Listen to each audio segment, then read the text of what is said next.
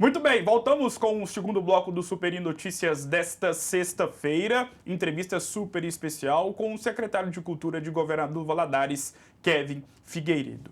Kevin, para a gente poder falar de cultura em Governador Valadares, automaticamente já vem na cabeça de muitas pessoas a questão do teatro. E principalmente aqui em Governador Valadares, nós temos algo que é um dos grandes pontos turísticos da cidade, que já está inativo já há algum tempo, mas que já existe a previsão da retomada das atividades do Grande Teatro Atiaia. Você, como secretário de Cultura, nós já temos a informação, né, que foi vinculada aos meios de comunicação há 2 semanas, de que já existe uma previsão da reabertura do Teatro Atiaia, já pensando no ano que vem. Queria que você falasse sobre a obra e a importância do teatro para a cidade de Valadares. Falar do teatro para mim é muito emocionante porque eu vim do teatro, né? Nessa ligação de cultura, esporte, lazer e turismo. Eu cheguei ao departamento de cultura na gestão passada do prefeito André a partir do teatro. Então, o Teatro Atiaia sempre foi algo que a gente sempre teve muito carinho. A questão, e quem entende de obra, entende de construção, arquitetura, engenharia, vai compreender o que eu vou falar agora muito bem, é que não se tratava de uma demanda simples de ser resolvida, né? Existiam formas mais simples de resolver? Existia. Mas era maquiar, mais uma vez, um problema que já vinha de anos. O Teatro Atiaia, ele vinha de uma sequência de abre, fecha, abre, fecha, abre, fecha, há muito tempo. E ele precisava realmente de um baque, sabe? Tipo, de para tudo e vamos olhar para o prédio, assim, desde o chão que ele tá, de como é que tá ali, se aguenta o peso, refazer cálculo estrutural, até a modernização por completo. Isso que foi feito. E assim, quem mexe com obra sabe muito bem que a gente tem uma série de variáveis que é muito imprevisível. Desde a projeto de corpo de bombeiros que vai, que demora, e aí o teatro, como ele tem uma série de escadas em espiral, a regra do Corpo de Bombeiros define que escada em espiral só é aprovado lá em Belo Horizonte, aí vai projeto para Belo Horizonte e volta, e aí começa a fase de captação de recurso, porque não é uma obra barata. Então vai e aí define como é que vai ser a captação de recursos, inscreve projeto via Lei Federal de Incentivo à Cultura, aguarda o Ministério da Cultura na época, agora o Ministério do Turismo, aprovar o projeto, e aí o Conselho do Patrimônio Histórico vai e propõe que o teatro fosse tombado como patrimônio histórico, show, porque realmente é. Claro. Aí vai, mas aí a partir disso o IEFA entra no meio, aí tem que mandar projeto para a IEFA, então assim, é uma série de burocracias muito grande. Mas graças a Deus, o que pautou isso sempre foi uma fala do prefeito André, de que não fosse feito maquiagem, que por mais que demorasse, fosse feito algo que realmente mudasse a estrutura daquele lugar. A obra começou no ano passado, e aí também quem mexe com obra, se você tiver aí, você é dona de casa, que está fazendo a sua reforma na sua casa, você sabe muito bem que o tijolo que custava R$1 agora custa 10, né? Lógico que não é esse o valor, mas para vocês entenderem o tamanho do aumento, o que acabou fazendo com que a gente precisasse de mais recurso para poder terminar a obra. Então, na semana passada, ou retrasada, a gente fez a cerimônia de conclusão das obras de engenharia civil do teatro. Então, tudo que é obra de engenharia, de construção, já acabou. Agora vem a parte de preparar o ambiente mesmo, né? De colocar ali o piso que falta, o acabamento, né? Vem a parte do acabamento do prédio. Só que a gente sabe que quando se trata de um teatro, o acabamento talvez seja uma das partes até mais demoradas do que a própria obra, porque a gente tem cortina, rotunda da cortina, a iluminação, e a iluminação cênica é uma iluminação especial que precisa vir de um lugar diferente. Então, assim, a gente ainda tem um tempinho ainda, apesar da parte grossa já estar pronta, a gente ainda tem um tempinho de obra pela frente, mais fase de captação de recursos. A gente tem parceiros de grandes empresas aí envolvidas com a obra por conta da Lei Federal de Incentivo à Cultura, e a nossa previsão é de que junho do ano que vem essa obra seja pronta, para que no máximo julho a gente possa fazer uma grande cerimônia de inauguração do teatro. E aí vai ser emocionante demais. Quando a gente entrou agora recente na obra estrutural pronta, já foi bastante emocionante. É uma emoção, né? Muito. Já está muito diferente lá, o prédio vai ser outra coisa, vai ser realmente um palácio da cultura, igual ele é chamado. Até porque o Teatro Atiaia, isso passa de geração em geração, o mais velho ou o mais novo tem alguma história vinculada ao Teatro Atiaia, e o Teatro Atiaia é um dos pontos turísticos de Governador Valadares e que está intrinsecamente ligado afetivamente também com muitas pessoas, milhares de pessoas aqui de Governador Valadares. Como você mesmo disse, né? Você é um exemplo que se encaixa nesse cenário, né? De uma pessoa que tem uma ligação muito forte com o Teatro Atiaia. Isso, mas aí, Gustavo, é importante a gente ressaltar que o teatro em si, o fazer cultural, o teatro, não ficou parado por conta do Teatro Atiaia. A gente fez vários estímulos, a gente teve 3 edições do FENTA, que é o Festival Nacional de Teatro aqui em Valadares, que estava parado há muito tempo. Fizemos 2018, 2019, 2020, ainda antes da pandemia. A gente teve a inauguração do Teatro do Céu das Artes, que durante esse período ficou aí como a nossa casa de espetáculo. Então a gente sempre em diálogo com a classe artística do teatro, para que eles não parassem a produção, não se sentissem desestimulados a isso. E sobre os artistas de Governador Valadares, no primeiro bloco você fez questão de falar que Valadares é uma cidade que é recheada de artistas, principalmente ligados à área da música. E especialmente no ano passado, essas pessoas ficaram fortemente afetadas e existem várias pessoas que dependem exclusivamente dos shows que eles faziam antes da pandemia, e veio a pandemia e eles acabaram ficando numa situação de total desconforto e até mesmo sem renda para poder sustentar a sua família ou até mesmo a si mesmo. Aonde que a Secretaria de Cultura entrou e aonde que ela tem atuado justamente com essa parcela significativa de Valadares, de artistas que ficaram sem renda nenhuma, e como a Secretaria de Cultura ajudou e tem ajudado esses profissionais? De todos os setores da cultura, a gente tem 2 específicos que se diferem de todos os outros, que é o pessoal da música e é o pessoal da produção de eventos, os produtores. Porque todos os outros fazeres culturais, na maior parte, não são todos, mas na maior parte, eles têm o fazer cultural como hobby. Então, por exemplo, o povo do teatro trabalha em outra coisa e tem o teatro como hobby. É lógico que a gente sonha com esse cenário ideal e a gente está fazendo um convênio agora com o Sebrae de formação para que todo mundo, para que o máximo de pessoas possíveis que possam viver da cultura, para nós melhor, para elas vão se sentir mais satisfeitas, felizes por fazendo aquilo que gostam, enfim. Mas a música e a produção de eventos já são classes que, na maioria dos casos, já vivem daquilo.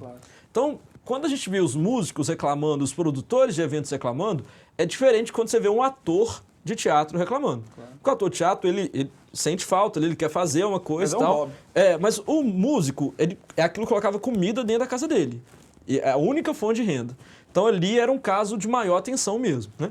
Então, o que a gente tem feito em relação a esse público? O primeiro ponto que tem que ressaltar é a questão dos decretos, né? Esses decretos, gente, às vezes vocês podem pensar assim, é muito fácil o município escrever lá um decreto, demanda de muita articulação. É reunião com o Ministério Público, reunião com o médico, reunião com a Secretaria de Saúde. Né? Várias reuniões. Mandar um beijo pra Carol. Carol, amor da minha vida, secretária da Saúde, porque aí a Carol puxa pro lado da saúde, não, Carol, volta aqui.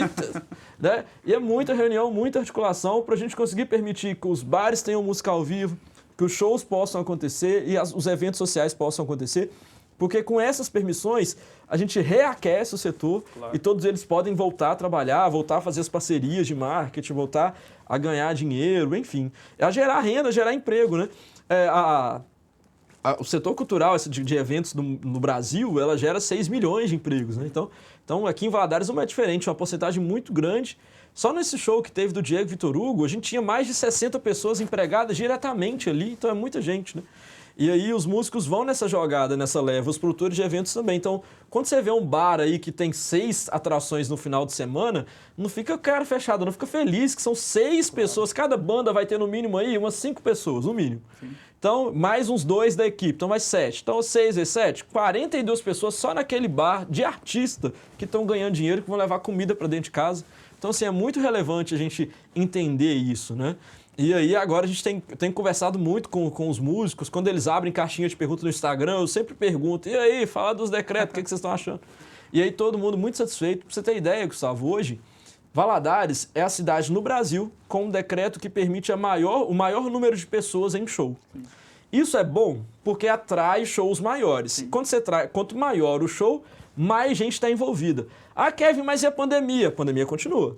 A gente já tem um estudo que mostra que essas flexibilizações de eventos que a gente fez elas não impactaram totalmente no número de leitos, no número de internações. Sim. Então, por isso que a gente não recuou. A nossa tendência é aumentar ainda mais. Mas sempre com regras e ainda com restrições, né? A gente vai ter agora um show agora em outubro muito grande, uma atração nacional, que é o João Gomes, que vão ser 2.500 pessoas e sempre o município no papel de monitorar. Claro. Nós estamos de zóio. E conversando com os músicos, conversando com os produtores, falando assim, ó, isso aí tá demais, volta. Ou não, aí eles vão e pedem pra gente, igual vai ter show do Nando Reis.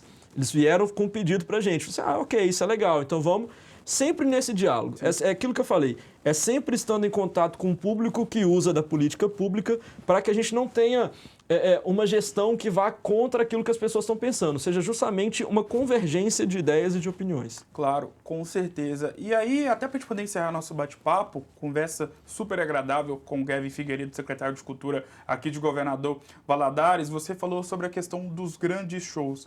E não só aqui em Valadares, mas em todo o Brasil, claro, em lugares onde os grandes shows ainda não voltaram, sempre fica aquela dúvida e aquela expectativa e aquela pergunta que fica no ar. Quando é que Valadares vai poder receber os grandes shows no sentido de grandes públicos? Depende, claro, sempre, primeiramente, exclusivamente, da questão sanitária, dos boletins, da Secretaria de Saúde. Como é que tá isso? Porque é o anseio da população de Valadares, né? Quem nunca ouviu algum amigo, namorado, parente, o primo, enfim, perguntando quando é que eu vou ter um show para poder ir no parque de exposição, aquela galera? A primeira coisa que eu quero falar para quem fica com essas coisas na cabeça é vacina, pelo amor de Deus. Não vem esse trem de ficar escolhendo vacina, de não querer vacinar, sommelier de vacina, toma a primeira, toma a segunda dose, se você abrir a terceira, toma a terceira, porque isso afeta demais esse setor econômico da cultura. A gente está num diálogo muito avançado quando a gente olha para o restante do Brasil, sabe? E aí, a minha função hoje é todo dia olhar o boletim e fazer conta. Porque qual que é o cenário hoje, sexta-feira, que eu tenho observado? Um aumento da contaminação, uma diminuição no número de leitos ocupados e uma diminuição no número de internações e diminuição no número de mortes. Ou seja, a vacina funciona. Então já tem um primeiro indicador. A vacina funciona, então vacinem-se. Porque você pode até ficar doente, mas você não vai para o hospital. Então isso já é um grande sinal.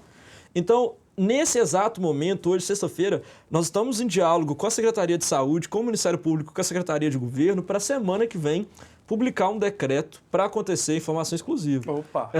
Para acontecer um evento teste só para vacinados com 2.000 pessoas. E aí os vacinados com duas doses, só 15 dias depois das 2 doses. Ah, sim. E aí a pessoa vai ter que comprovar e tal, e aí nós vamos fazer uma ação de colocar lá para vacinar a segunda dose perto de onde está vendendo ingresso, para ajudar você aí que quer ir na festa, mas não vacinou ainda, para te dar um estímulo a mais, né? Sim. E aí, para a gente poder fazer um negócio assim, de mapeamento de CPF, de entender mesmo como é que vai ser esse impacto aqui no município, de fazer uma força-tarefa mesmo, e aí sem laudo, sem nada, todo mundo livrezão lá, igual antes, justamente para a gente entender... Qual local? No Parque de Exposição. Para a gente entender se já dá para voltar ainda esse ano, já liberar, quem sabe, aí em novembro e dezembro, liberar 100% para quem tiver com as 2 doses. Ah, Kevin, por que só para quem tiver com 2 doses? Ô, gente, pelo amor de Deus, a gente precisa entender que isso tudo só aconteceu por conta do aumento dos casos de internação de internação da doença. Se a vacina diminui o número de internação, é lógico que a gente só quer promover essas coisas justamente para quem está vacinado, porque não vai impactar o sistema de saúde.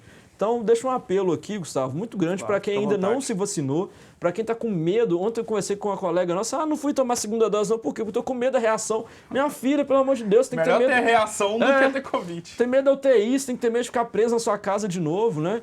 Vamos todo mundo vacinar aí, deixar qualquer tipo de frescura de lado e procurar aí a vacinação para a gente poder voltar ao máximo com os eventos, voltar ao máximo com as ações culturais, para a gente tentar voltar aí essa normalidade, né? Não voltar a ser como era, mas a gente sermos pessoas melhores depois de tudo que a gente viveu. Kevin, muito obrigado por ter aceitado o convite mais uma vez. Foi uma honra inenarrável ter você aqui para poder falar sobre como anda o setor de cultura aqui de Governador Valadares, e você sempre muito bem preparado e muito bem antenado sobre tudo que acontece nesse setor aqui em Governador Valadares. Afinal de contas, é você que está na linha de frente dessa secretaria tão importante para o crescimento e o desenvolvimento de Governador Valadares. Obrigado, sucesso, até porque o seu sucesso é o sucesso dessa classe super importante para para o crescimento e o desenvolvimento aqui da nossa cidade. Show, Gustavo, muito obrigado. Coloco à disposição sempre que a Superi quiser chamar a gente para um bate-papo, a gente está aí à disposição. E você também de casa, se quiser aí marcar um bate-papo comigo, tentar entender um pouco mais como é que são essas análises, entender como é que funcionam esses decretos. Às vezes você nunca organizou evento, está querendo produzir um agora, quer saber o que pode, o que não pode. A gente está à disposição lá na secretaria. O nosso endereço original é no prédio do Teatro Atiaia, mas como lá tem reforma, nós estamos funcionando lá no Centro Cultural Nelson Mandela, onde fica a Biblioteca Pública Paulo Zap, na Avenida Afonso Pena, esquina com a Marechal Deodoro. Ou então, se quiser ligar lá para tentar marcar uma reunião comigo, é o 3271-1333. A gente está lá à disposição para atender toda a população. Obrigado mais uma vez, Kevin. O Superi Notícias desta sexta-feira vai para o seu segundo intervalo e na volta, noticiário esportivo. Não saia daí.